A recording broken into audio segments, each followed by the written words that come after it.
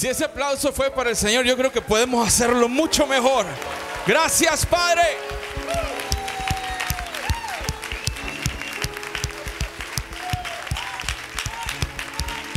Jesús, gracias, Jesús.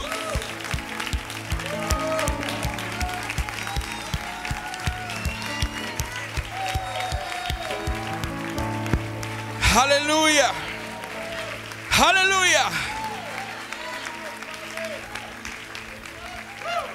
Muchas veces pasamos por alto la bendición y la sanidad de poder estar de pie, sanos, en la casa de Dios, adorándole.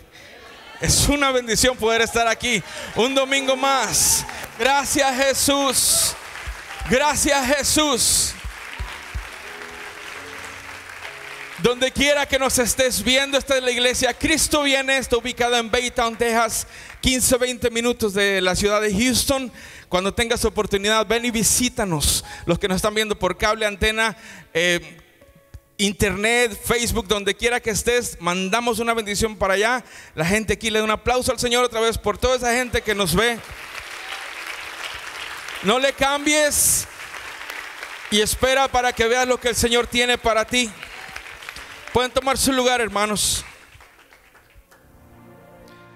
Voy a iniciar en esta ocasión en el tema que le he titulado El poder del evangelio. Estaré hablando solamente muy pocas ocasiones, posiblemente este sea la última.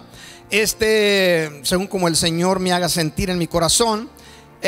Isaías capítulo 53 versículo 1 es uno de los versículos más centrados en lo que tiene, o más bien el capítulo en sí mismo de las escrituras, en lo que tiene que ver la redención del ser humano en la persona de nuestro Señor y Salvador Jesucristo, en el enviado de Dios, el Mesías. Isaías capítulo 53 verso 1. Le voy a invitar a todos que le demos lectura unánimes, así podemos disfrutar de esa palabra tan hermosa. Y diga conmigo: ¿quién ha creído a nuestro anuncio? ¿Y sobre quién se ha manifestado el brazo de Jehová? Todos unánimes, hagamos a una voz, digamos una voz. ¿Quién ha creído a nuestro anuncio? ¿Y sobre quién se ha manifestado el brazo de Jehová? Cuando nosotros leemos ese versículo, pues inmediatamente nos damos cuenta que el autor, a pesar de que es el profeta como Dios usó al ser humano, pero no, el mensaje no era de Isaías, el mensaje es de Dios. ¿Estamos de acuerdo? ¿Quién ha creído a nuestro anuncio? Al anuncio que está dando, ¿quién? Dios. Posiblemente, ¿verdad? Esta expresión en muy pocas ocasiones se usa el término general de Dios Padre, Hijo y Espíritu Santo. Esta es una de ellas. ¿Quién ha creído a nuestro anuncio? Y luego viene la expresión: ¿y sobre quién se ha manifestado el brazo de Jehová? La expresión sobre quién se ha manifestado el brazo de Jehová tiene que ver con a quién se le ha revelado el poder de Dios. En otra traducción lo dice de esa manera: a quién se le ha revelado el poder de Dios. Y de paso quiero mencionarles algo que es tan importante en la vida de todo creyente. Es que lo único que usted y yo podemos recibir de Dios es aquello que Dios nos haya revelado y le pidamos, porque es la voluntad de nuestro Dios. En el momento en que Dios te revela algo, esa es la voluntad de Dios. Y la revelación no puede ser algo extraño o algo externo o algo moderno. No, la revelación tiene que estar basada en la palabra de Dios. Dios no va a revelar ningún otro secreto. Ya todo lo ha revelado en las escrituras, y de esas, ya todo lo ha puesto en las escrituras, y de esas escrituras te va a revelar sus secretos. Sus secretos. es ilimitada, o es ilimitada la palabra de nuestro Dios, porque es palabra viva. Significa que las cosas vivas constantemente están mejorando, cambiando, creciendo para el fin que Dios ha establecido. Y lo que tú puedes entender, oye, la palabra de nuestro Dios posiblemente no lo entendías el día de ayer, como se lo dijo Jesús a Pedro. Lo que tú no entiendes ahorita lo entenderás después. ¿Estamos de acuerdo? Cuando Dios te revela su poder, cuando Dios manifiesta su poder, entonces tú puedes pedir al Señor cualquier cosa que Él te reveló y te será dado, te será hecho. De manera que es algo muy importante. El poder del Evangelio, el poder de Dios, está basada en la restauración de lo que Cristo Jesús hizo en la cruz del Calvario. No solamente restauró la vida de todos aquellos que invoquen su nombre, pero según la palabra de Dios, restauró todas las cosas en toda la creación. Y también aún restauró o ordenó la situación de todas sus criaturas creadas antes que el hombre, en este caso de los ángeles, querubines, serafines, etcétera, etcétera. Porque también había un conflicto, había un desosiego, una confusión aún entre las criaturas que Dios había creado antes de formar al hombre. De manera que todo esto lo arregló en una sola acción nuestro Señor Jesucristo en la cruz del Calvario. Ese hecho de Cristo Jesús, y hace casi 2000 años, transformó las cosas que estaban totalmente fuera del orden que Dios las había creado, y las estableció para que todo creyente pueda volver a disfrutar de la vida inicial que Cristo había establecido cuando formó al hombre del polvo de la tierra. Bendígalo si lo siente en su espíritu. Él merece la honra y la gloria de su pueblo. Tres cosas considero yo, por la interpretación de la palabra, que fueron las que nuestro padre Adán perdió, y como lo he estado mencionando anteriormente en los domingos pasados, las tres cosas principales que perdió nuestro padre Adán y nosotros heredamos el haber que él haya perdido estas cosas. Nosotros heredamos el fracaso. Lo primero que Adán perdió, como lo he estado mencionando, es la vida. Nuestro padre Adán perdió primeramente la vida eterna. Nuestro padre era inmortal, Dios así lo había creado. A causa de la pérdida de la vida, nosotros heredamos que la muerte, la enfermedad y la muerte. Lo segundo que perdió nuestro padre Adán, como lo mencionaba la semana pasada, fue la comunión con Dios, esa comunión íntima, esa comunión de 7 días, como dicen, 24/7, 24 horas al día, 7 días a la semana. Era la comunión de Adán con Dios constante. En el momento en que hablase Adán, ahí estaba Dios. No tiene ninguna limitación nuestro Dios. De manera que esa comunión la perdió nuestro padre, y produjo en todos los descendientes una confusión y un temor que se apoderó de la humanidad entera. Todos los descendientes que hemos venido de nuestro padre Adán. Lo tercero que encontramos ahí que perdió nuestro padre Adán fue el huerto. Y de lo que estaré hablando hoy con la ayuda del Espíritu Santo.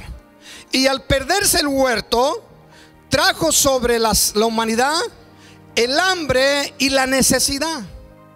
Al tiempo que nuestro padre, que vivía en un ambiente donde existía la abundancia ilimitada. De manera que al perderse esto, produce en el ser humano, en los descendientes, una necesidad y un hambre constante. Tanto que ha creado en el ser humano un espíritu de avaricia que se manifiesta en el ser humano desde su niñez. El hombre ya no es una persona, no tenemos nosotros idea de lo que era el vivir en la condición que vivió Adán y Eva antes de la caída, porque de allí heredamos todos este mal, y sería muy difícil poder lograr comprender cuál era la condición en la cual vivían ellos y cómo vivían ellos, qué sentían.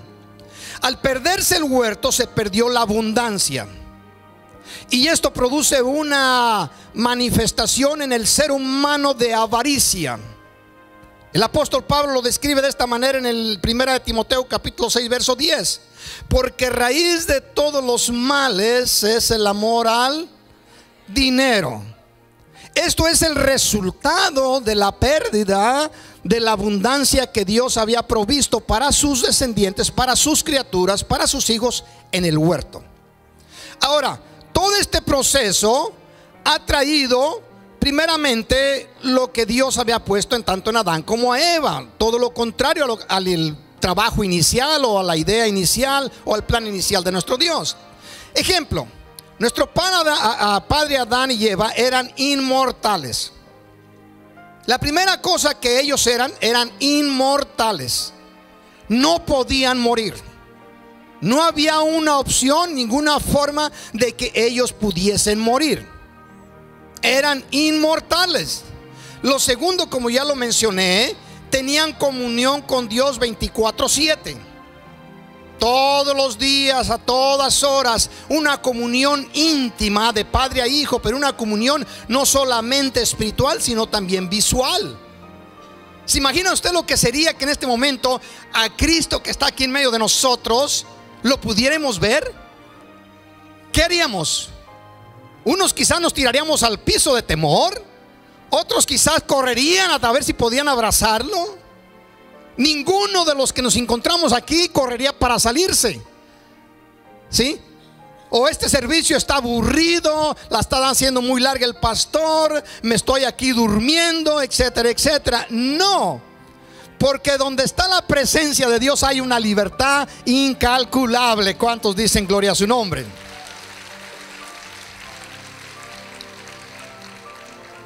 La pregunta es ahora, si el evangelio es el poder de Dios y el evangelio nos ha sido dado en la persona de Jesús y todos los que lo han venido predicando, ¿por qué existe tanta necesidad en el mundo? ¿Por qué tanta miseria? ¿Por qué tanta pobreza? ¿Por qué tanto dolor? ¿Por qué tanta enfermedad? ¿Y por qué tanto de estas cosas? Bueno, de las tres cosas que Dios le recomendó a Adán y a Eva, las cuales se perdieron por la falta de obedecer, son primeramente, voy a mencionar las tres. La primera que Dios le dio a Adán y a Eva es esta: quiero que se fructifiquen y se multipliquen, o se multipliquen y se fructifiquen. Bueno, esa sigue cumpliéndose. La otra que le dio fue que le administrasen el huerto. ¿Estamos de acuerdo? Y lo puso Dios a Adán para que señoreara sobre el huerto y sobre los animales del campo, las aves del cielo, los peces de la mar, sobre toda la creación. En otras palabras, te pongo como mi ministro de todo lo que yo he creado. Y lo tercero que Dios le dio fue una orden: no quiero que vayas a tomar de este fruto del árbol que está en medio del huerto, ese me lo reservo para mí. ¿Por qué Dios puso estas cosas en el huerto? ¿Por qué puso de todos los árboles frutales suficiente para que Adán y Eva comiesen? Y había allí suficiente para todos los días de su existencia, la cual sería eterna. ¿Por qué Dios pone uno del cual les prohibía que comiesen de él? Por el bienestar del ser humano que Dios había creado. Dios quiere que las criaturas o sus hijos no inclinen su corazón a las cosas antes, a las criaturas antes que al Creador, que es bendito por los siglos. Y puso esto para que el hombre se sintiera con toda la libertad de accionar si lo deseaba. Tenía la opción de tomarlo. Pero el plan de Dios entonces y ahora sigue siendo el mismo. Dios no quiere que sus hijos sean absorbidos o inclinen su corazón a las cosas materiales. Bien lo dijo nuestro Señor Jesucristo: pongan sus ojos en el reino de los cielos, donde está Cristo sentado a la diestra de la majestad, y no en las de la tierra, que son perecederas, donde el orín corrompe y el ladrón mina, sino allá arriba donde está Cristo sentado en las cosas celestiales del Dios Todopoderoso. Amén. Bendígalo. Vamos a hablar de esta última, pero para hacerlo vamos a iniciar el error de nuestros padres y cómo es que nos llevó a la condición en la cual nos encontramos en este momento. Génesis capítulo 3 versículo 1 donde se desenlaza todo el asunto del error, de la falta de nuestros padres. Dice así: pero la serpiente, que era en este caso el enemigo controlando la serpiente, dice, pero la serpiente era astuta más que todos los animales del campo que Jehová Dios había creado o había hecho, la cual dijo a la mujer: con que Dios ha dicho, no comas de todo el árbol del huerto. Pregunta: ¿es Satanás ahora influyendo en la serpiente? En este caso, Satanás está diciendo una verdad. Luego se pone, pues, ¿cuándo Satanás dice verdad, verdad? Pero bueno, la pregunta aquí, lo que está diciendo, con que Dios ha dicho, no comáis de todo árbol del huerto, ¿dijo Dios sí o no? Claro que sí. Está hablando verdad el enemigo. La verdad de Satanás solamente surge efecto cuando, o más bien los engaños de Satanás solamente surgen efecto cuando te lanza un poco de verdad, o una porción en verdad en parte. Muy bien. La mujer le respondió a la serpiente: del fruto de los árboles del huerto podéis comer, pero del fruto del árbol que está en medio del huerto, dijo Dios, no comeréis de él, ni lo tocaréis, para que no muráis. Entonces la serpiente dijo a la mujer: no moriréis. Esta porción de información del enemigo ya va mezclada de verdad y de mentira. De la mayoría de los creyentes desde del principio, por siglos y milenios, que conocen un poco de Biblia, asumen que la primera mentira que se revela en la Biblia proviene de ¿quién? De Satanás, ¿verdad? Es lo que se asume por mayoría entre el pueblo cristiano. Pero es extraño que la primera mentira que la Biblia revela salió de los labios de Eva. No había razón por qué mentir. Encontramos ahí en Eva dos faltas. La primera es que es la que inicia expresando mentira, y lo estaremos viendo en un momento.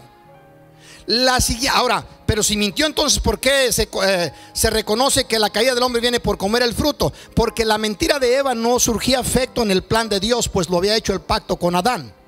Y ya que conoce la Biblia entiende estas cosas, porque el pecado solamente puede entrar por el hombre. Es el proveedor de la simiente, no la mujer.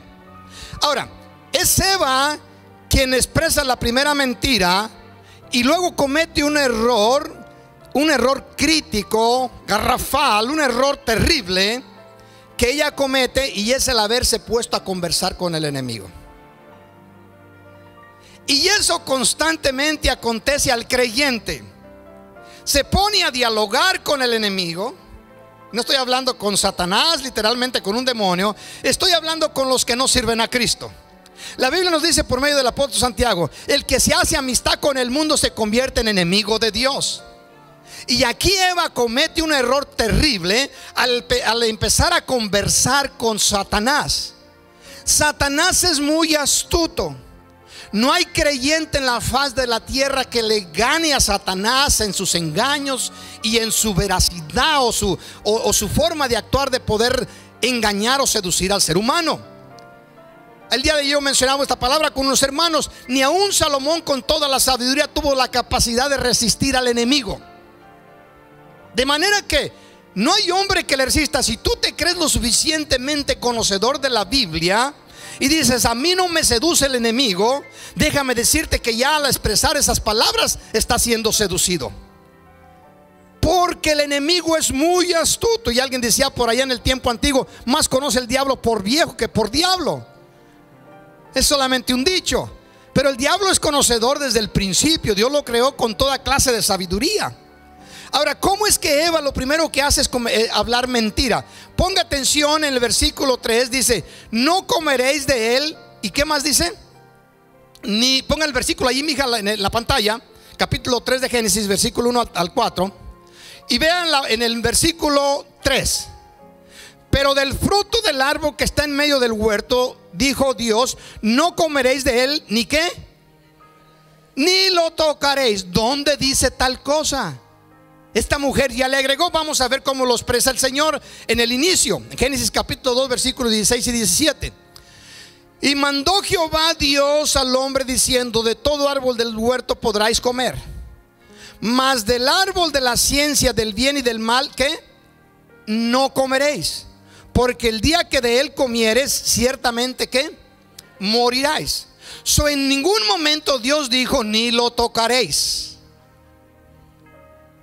¿Por qué? Porque este asunto del huerto, Dios lo va a acarrear en toda la historia bíblica hasta el final. Este asunto de la porción de Dios la va Dios a acarrear a través de la historia de los patriarcas, de Moisés, de profetas y sacerdotes, de reyes, de Jesucristo y apóstoles, y de la iglesia. Lo va a cargar el Señor. ¿Cuál era la meta o de qué aprovechaba ese árbol con los frutos allí en el medio del huerto? ¿Qué acontecía con esos frutos? Esos frutos no se los iba a comer nadie. Dios no se los va a comer, no tiene necesidad. Si se los hubiera comido no hay problema. Pero no hay necesidad, Él es Dios. Él sustenta todas las cosas con el poder de su palabra. No las cosas lo sustentan a Dios, Él sustenta las cosas, amén. Bendígalo.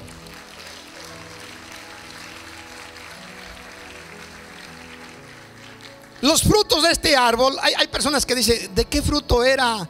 ¿Qué fruto era? No, pues era una manzana. Otros era un higo. El ser humano no conoce ningún fruto de este árbol. No existen en la tierra ningún árbol similar a él.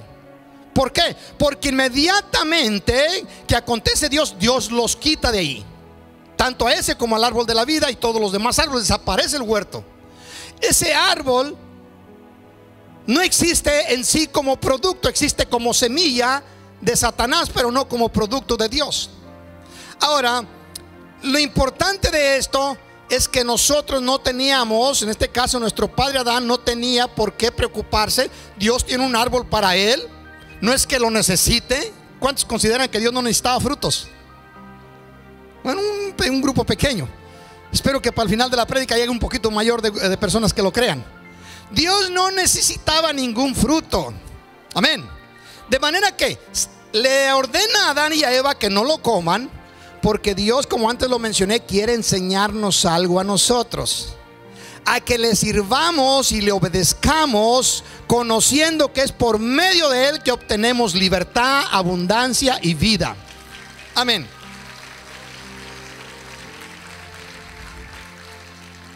Ahora caminemos hacia adelante y vamos a ver cómo es que Dios carga o acarrea con esta idea del fruto para todos los seguidores de él, para todos los creyentes.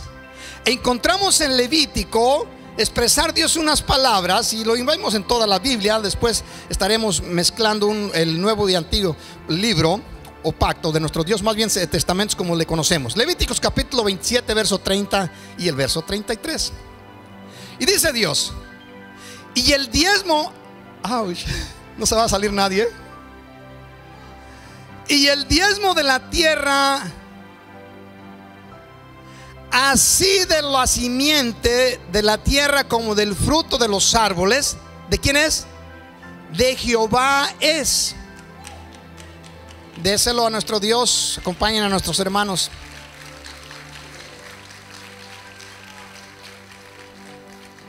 Es cosa dedicada a Jehová.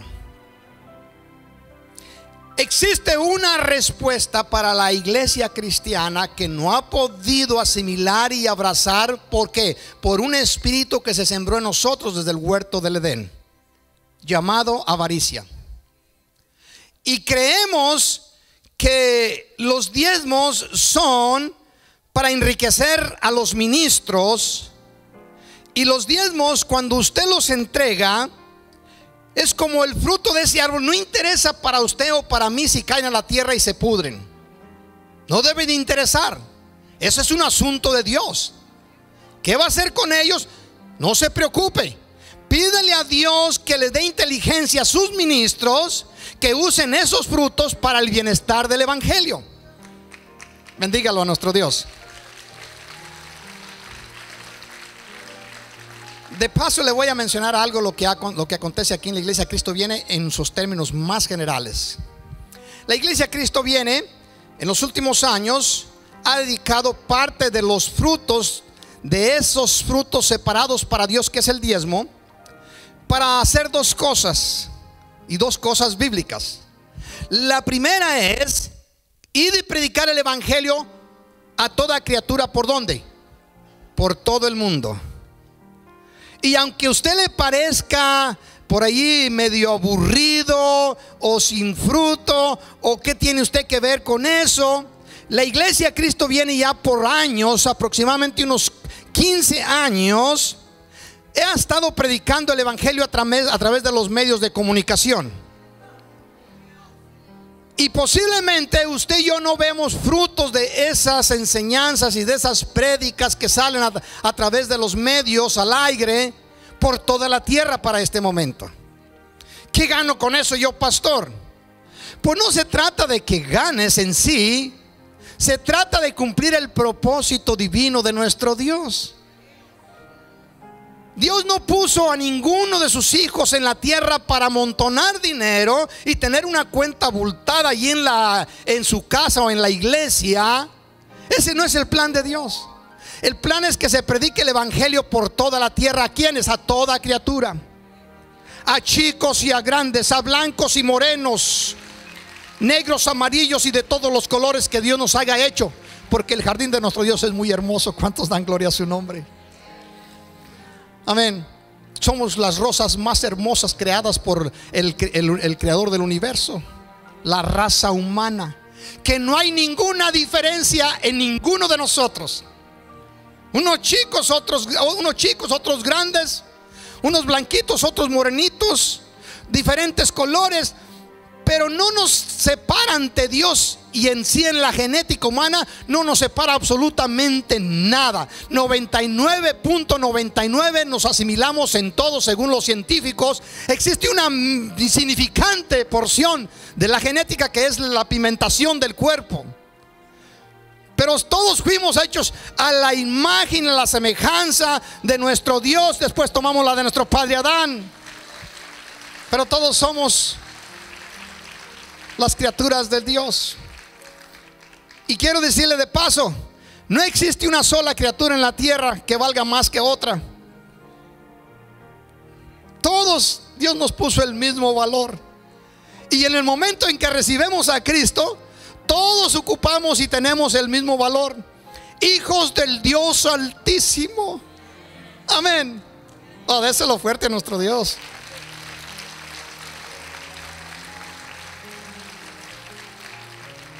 Prosigue el versículo 33. No mirará si es bueno o malo. Estamos hablando del fruto, del diezmo, de la 10ª parte. No mirará si es bueno o es malo. En otras palabras, si es poco o es mucho. Ni lo cambiará. Y si lo cambiare, ponga atención en esta última porción, subrayelo en su Biblia. Y si lo cambiare, tanto él como el que se dio a cambio serán cosas sagradas, no podrán ser rescatadas. Pastor, ¿qué tiene que ver con eso? Porque algunos creyentes usan el diezmo y lo cambian por otra cosa. Compran un carro, compran un vestido lujoso por allí, compran estas cosas. Dice Dios, si lo cambian por algo, es cosa consagrada a Jehová, no podrán rescatarlo. Así que si usted compró un carro con el diezmo, no es de usted, tráigalo a la iglesia, le pertenece a Dios. No puede rescatarlo. A ver si mañana me aparece un montón de carros ahí. Ahora, si existe una cosa que soluciona en su mayoría la más grande o más, las partes, en su mayoría vamos, de los problemas humanos, es este asunto del fruto. Todo empezó con el haber desobedecido a nuestro Dios comiendo el fruto, y ese fruto le pertenece a Dios. Y todo sigue trayendo dificultad a los creyentes por causa de seguir comiéndose el fruto. Ahora, pastor, yo nunca he leído que haya una porción en la Biblia que diga que por dar los diezmos se salva la gente. No, el fruto, el diezmo nunca fue dado para salvación. El árbol en el huerto del Edén nunca fue puesto allí para que Adán fuese salvo. ser una porción para Dios. El diezmo nunca ha sido para eso, pero Dios le pidió a Adán y a Eva: no quiero que me toquen ese fruto. Y nos pide a todos los creyentes: no quiero que me toquen ese fruto. No es para salvación, es para abundancia, es para provisión, es para que Dios nos dé muchos otros árboles que produzcan frutos, para que haya lagares llenos de otros frutos, mientras no toquemos el de Dios. Vea cómo lo pone Malaquías, aproximadamente unos 3500 años más tarde. Malaquías capítulo 3 versículo 6.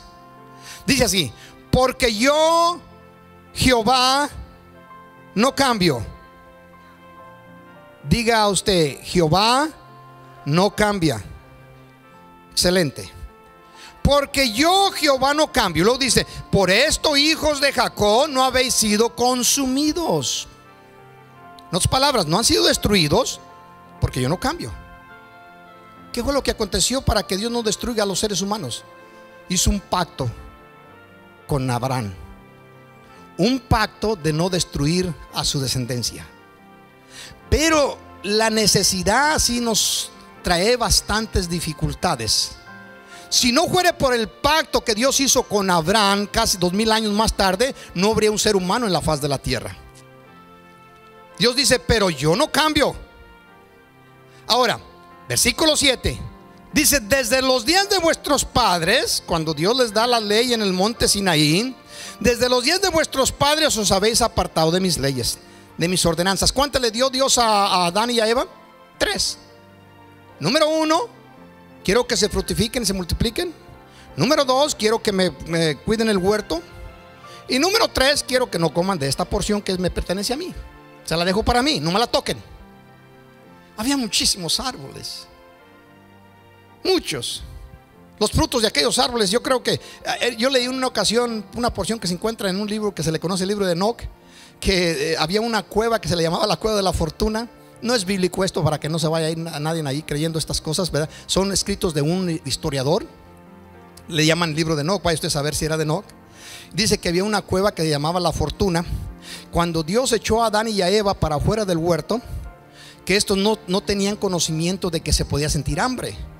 Después de 3 días empezaron a sentir: ¿y este ruido en nuestro estómago qué es? No había frutos afuera del huerto. Había un ángel que estaba rodeando el huerto con una espada ardiente y no los dejaba retornar al huerto. Y luego entonces dice: pues ¿qué es esto? Y entonces preguntaron a un ángel. Dice: ¿qué está pasando? Y les dice el ángel, dice: pues váyanse a trabajar, váyanse a buscar frutos entre los árboles y las raíces por ahí, váyanse y busquen fruto. Entonces Adán salió por varios días y anduvo buscando fruto, no encontró nada.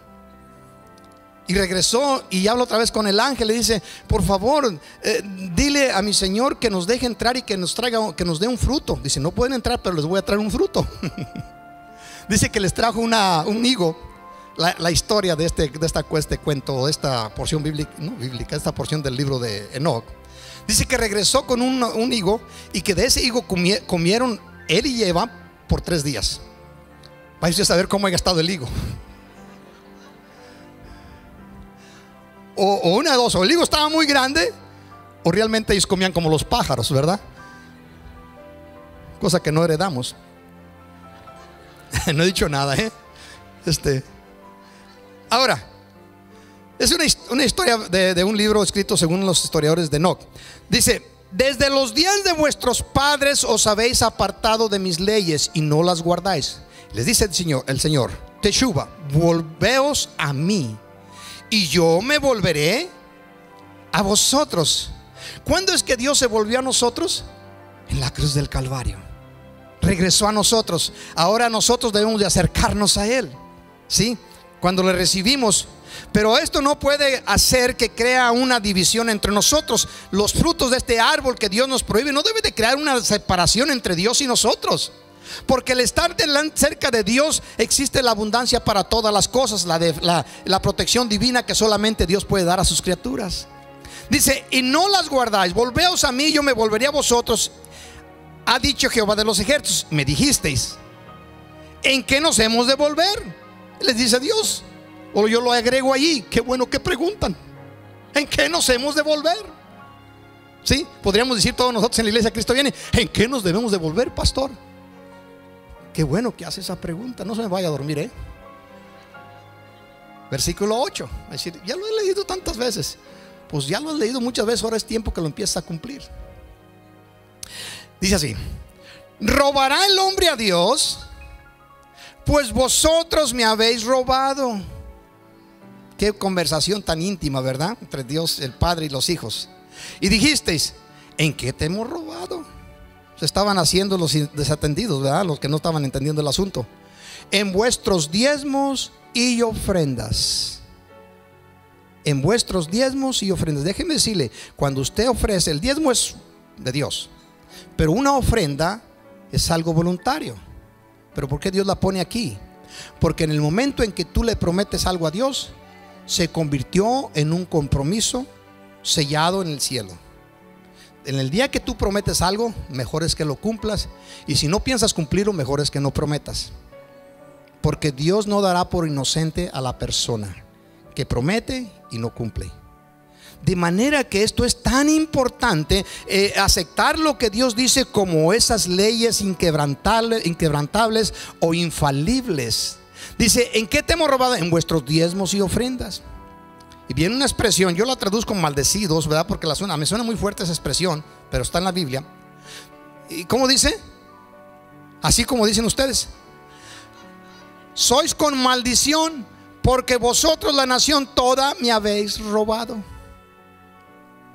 Qué pocos amenes hay acá.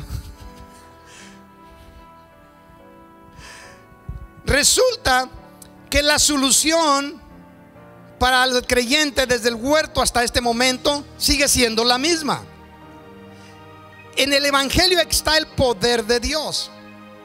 Y el poder de Dios es una revelación dada a nosotros, a los seres humanos, en Cristo Jesús. Y Cristo Jesús sigue diciéndonos lo mismo.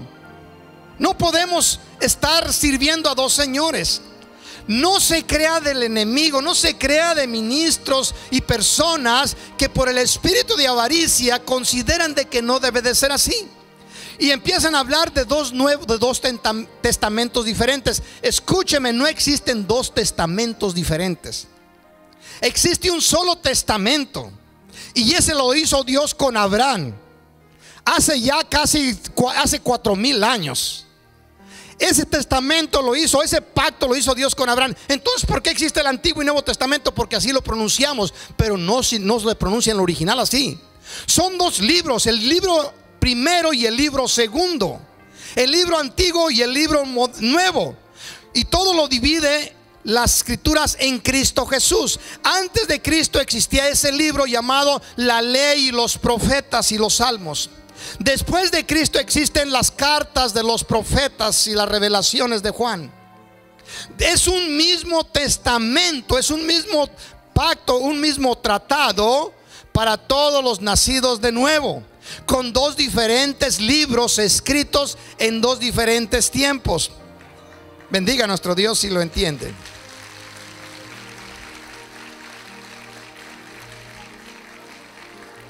La avaricia se ha apoderado tanto de la humanidad que este es el resultado, y inició allá con Caín. La envidia, el odio, el celo, el no llenarse con lo que Dios provee. En una ocasión Dios se enoja tanto con su pueblo cuando los saca de la tierra de Egipto, donde eran esclavos, los lleva por el desierto, y llega un momento donde se reúnen los ancianos y hacen una pregunta, o en sus conversaciones allí reunidos, y Dios escucha lo que hablan. Pues nadie puede decir una sola palabra que Dios no le escuche. Y dijeron estas palabras: ¿acaso podrá Dios ponernos mesa en el desierto?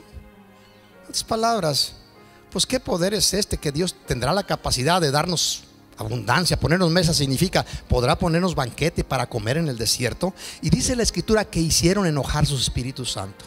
Hicieron enojar su espíritu. ¿Por qué? Porque le pusieron limitaciones a Dios. Ese es un error gigantesco, el creer que Dios está limitado. Y cuando hicieron esto en el desierto, entonces hicieron que el Espíritu de Dios se enojara con ellos, y muchos de ellos perecieron a causa de esa provocación. Escúcheme, Si Dios mira que usted tiene necesidad y usted cumple con Él conforme el Señor se lo ordena, déjeme decirle que Dios jamás lo va a desamparar. Tenga confianza, crea que Él es verdad y Él es real, y Él cumple su juramento, su pacto que hizo con Abraham. Ahora, nos encontramos nosotros que ese testamento, ese pacto, ese tratado lo hizo Dios con Abraham, pero veamos nosotros la acción de Abraham. En el libro de los Hechos, capítulo 3, verso 25, dice así: vosotros sois los hijos de los profetas y del pacto que Dios hizo con nosotros, con nuestros padres, diciendo a Abraham: en tu simiente serán benditas todas las familias de la tierra. Toda persona, déselo a nuestro Dios. Este es el testamento o el tratado o el contrato que Dios hizo con un hombre llamado Abraham. Y de él todos los que lleguemos al cielo venimos a ser hijos de Abraham. Hijos de Abraham. De modo que no existen, porque la gente dice: ay, pero que en el Nuevo Testamento, y porque, o vamos a ver lo que prosigue diciendo. Voy solamente para reafirmar lo de Abraham. Hebreos capítulo 7, verso 4. Considerar pues cuán grande era a quien, hablando de Abraham, a quien aún, perdón, aquí me retraigo, está hablando de Melquisedec. Considerar pues cuán grande es Melquisedec, era que Dios rey de Salem, sacerdote del Dios Altísimo, sin genealogía, como dice la Biblia, semejante a Cristo. Era un paralelo de Cristo, una sombra de Cristo. Considerar pues cuán grande era a quien aún Abraham, el patriarca, dio diezmos del botín. En otras palabras, ni el que tenía las promesas con el cual se había hecho el tratado, el pacto, el contrato, se limitó a entregar los diezmos. Él también lo hizo. ¿Para qué? Para mostrarnos a la descendencia venidera que hay un fruto que Dios nos prohíbe que usted y yo nos comamos, para que Dios pueda bendecir nuestras vidas, nuestra descendencia. Lo que digan las gentes allá en otro lado a usted no le debe de llamar la atención. ¿Por qué? Porque usted está basado en lo que Dios dice. Dice: pastor, pero muchas iglesias no predican eso. Déjeme decirle que hay hombres y mujeres predicando por toda la tierra, y el problema número uno siempre ha sido en el corazón del ser humano la avaricia. La avaricia es la que nos persigue a todos los seres humanos, a usted, a mí y a todas las criaturas de la tierra. Pero cuando uno tiene confianza en lo que Dios provee, en lo que Dios promete, entonces no se debe uno de preocupar si vive en un desierto, si vive en tierra fértil, si vive en una ciudad o en un rancho. Dios es nuestro proveedor. Él es nuestro sustentador.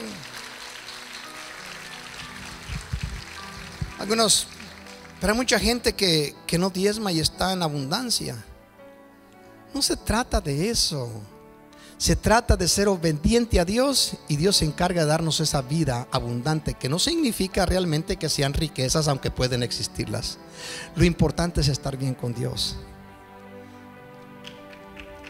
Bendígalo. Yo sé que, ay, pastor, esto de asunto del huerto que perdió nuestro padre Adán nos está costando a nosotros. Estén pensando algunos por ahí, quizás los que están allá afuera, no los que están aquí en la casa de Dios. Sabe que en las estadísticas siempre uso estos términos, según las estadísticas hicieron ya varias décadas atrás, escuché yo que la fidelidad entre las iglesias cristianas con respecto de entregarle los diezmos a nuestro Dios está en un 25% de la membresía de las iglesias. Yo recuerdo cuando estábamos la iglesia, Cristo viene en el 146. En una ocasión estuve yo viendo los libros. En ese tiempo se encargaba nuestra hermana Aramburu de ellos, y encontré que entre la membresía de la iglesia existía el 90% de la membresía que eran fieles al Señor. Una ocasión hace unos años atrás, y miré la membresía acá y andaba por el 50% en la fidelidad, de manera que ha ido menguando, y esto es constantemente. Pero los diezmos, ¿para qué? Pues ese es asunto de Dios. Estamos de acuerdo. Déjeme decirle otra cosa que no terminé. Las dos cosas principales que hacemos la iglesia Cristo Viene, una de ellas es predicar el evangelio. ¿Cuántos dan gloria a Dios por eso? Muy bien. La otra es, ya por años la iglesia proveyó, con la guianza de Dios, lo que ahora se conoce acá como el food pantry. ¿Sabe usted? Nosotros iniciamos, ponemos inversión ahora la inversión mayor que se está dando allí ya no proviene de la iglesia, se sigue proveyendo de otras entidades que están aportando. Pero ¿saben la cantidad de libras que en los meses pasados estuvieron entregando a la comunidad en necesidad económica? La cantidad de libras, cerca de $250,000 mensualmente de libras. Si nomás hablamos a $1 promedio por libra, o si usamos la carne con las verduras, etcétera, estamos hablando de $250,000 que se estaba aportando para los necesitados en esta región de Baytown. Y Cristo nos recomendó en el capítulo 21, bendiga a nuestro Dios.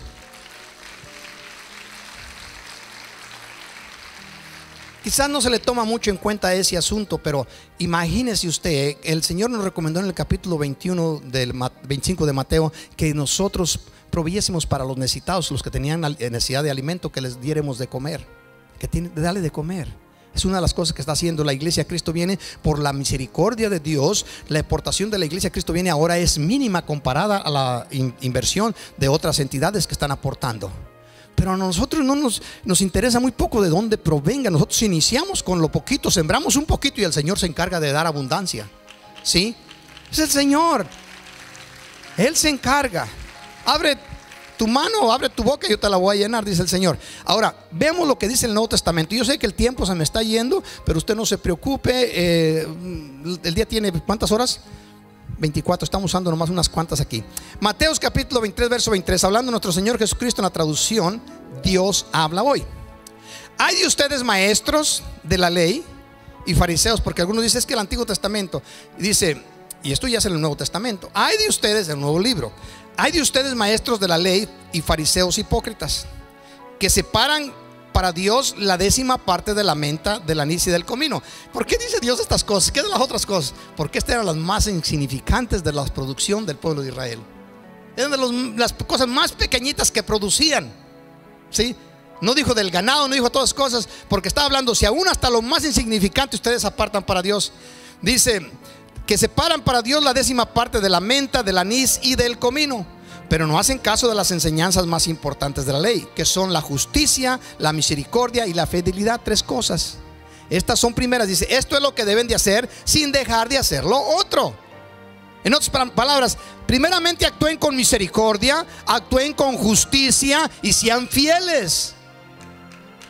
Y luego cumplen con el resto. Primera de Corintios 16:2, hablando el apóstol Pablo. Cada primer día de la semana, cada domingo, cada uno de vosotros ponga parte según haya prosperado. Si salió de su trabajo, le dieron su cheque, de eso va a apartar la 10ª parte cuando llegue a su casa. Pero si al salir allí del estacionamiento, si encuentra $10 allí, un billete de $10, voltea para a ver si no se le cayó a alguien. Si miró que se le cayó a alguien, agarre ese $10 y diga, compañero, amigo o jefe, o como usted le diga, primo, hermano, etcétera. Aquí se le cayeron $10. Aquí están, son de ustedes, se los entrega. Pero si no sabe que son de nadie, pues no lo miró a quien los dejó caer, agárrelo.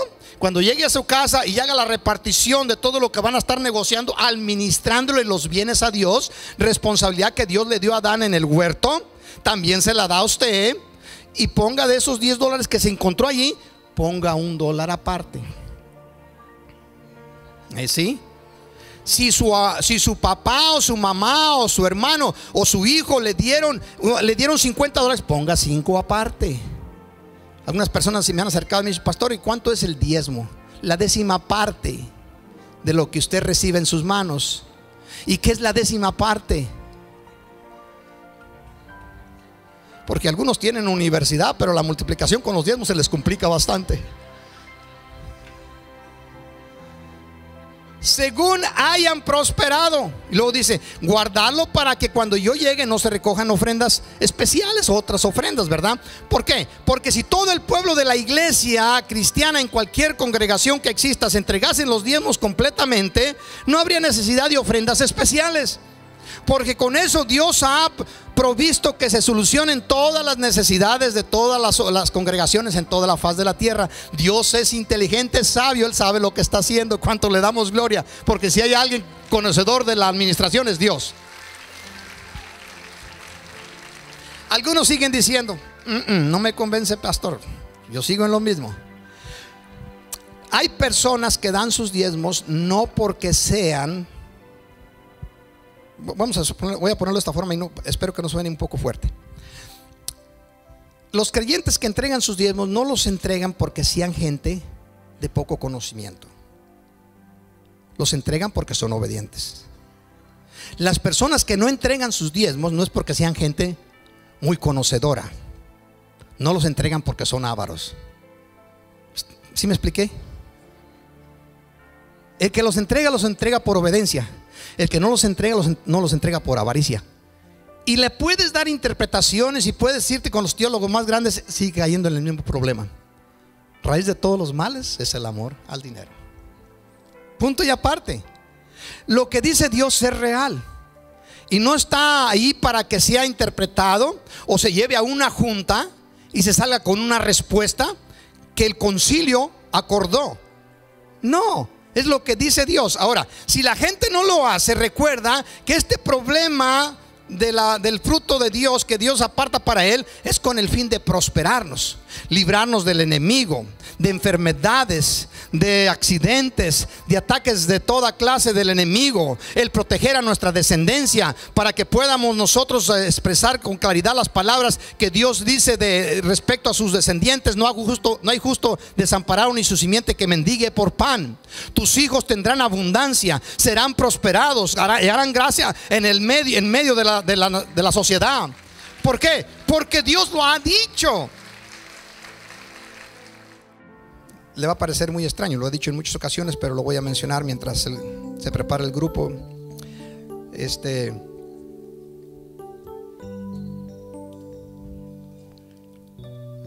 Y podemos usar teología, historia, ejemplos, tratando de debatir el asunto. Pero la palabra de Dios sigue diciendo lo mismo. Raíz de todos los males. ¿De cuántos males? De todos. Es el amor al dinero. Una persona no le entrega a Dios lo que Dios le ordena que le entregue para bendecirlo por esa razón, por el espíritu de avaricia. Y yo sé que usted puede decir lo contrario, y allí con su compañero o su compañera o su amigo o su amiga puede decir lo contrario. El pastor está mal ahí. Pues está bien, tienes toda la libertad de expresarlo, pero Dios sigue diciendo lo mismo. El problema es un problema de raíz que nos viene persiguiendo desde el huerto, llamado avaricia. Tu rostro inclinado, mientras el grupo entona una estrofa, yo te voy a invitar a que hoy en este día te vengas a este altar y pongas en las manos de nuestro Dios tu persona, la de tus hijos, la de tu ser amado, para que en ningún momento esta raíz se apodere de ellos, y que te dé la sabiduría para instruir a tus pequeños hijos. Esta cosa, por insignificante que parezca, háganla. Ahorita que están pequeñitos, reciben $1, háganlo. No se trata de qué es lo que va a acontecer con él, se trata de que ustedes le cumplan a Dios. Y dejen que Dios haga lo que ya ha provisto hacer. Como Él lo dice en su palabra, pruébenme en esto.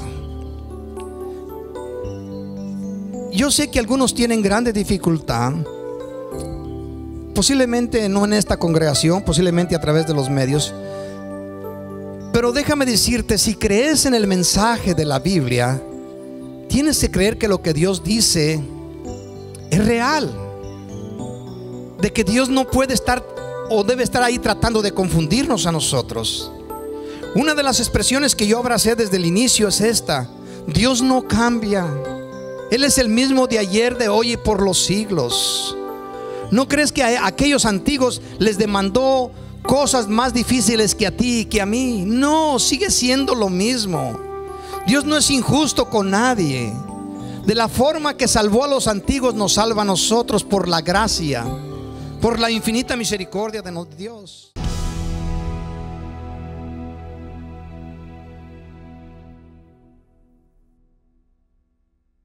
Shalom. Confío en el Señor que pudiste disfrutar esta programación, este mensaje, y que haya sido de mucha bendición a tu vida. También quiero invitarte para que te suscribas en la página que encuentras ahí a mi lado, ahí lo puedes ver, de YouTube. Para que puedas sintonizar estos programas que vamos a estar almacenando ahí. Vamos a estar subiendo más programas a esta página para que puedas disfrutarlos en el momento que tengas la oportunidad. También queremos que pases la voz por ahí, ¿sí? Y avísale a alguien para que haga lo mismo, se suscriba. Esto nos alienta a nosotros, nos motiva muchísimo para seguir produciendo estos programas que con esfuerzo y sacrificio lo hacemos, pero con mucho gozo y alegría. Así que te esperamos que lo puedas hacer. Y los programas estarán, como ya antes lo mencioné, subiendo ahí para que los tengas para cualquier momento tú disfrutarlos. Pásala muy bien. Shalom.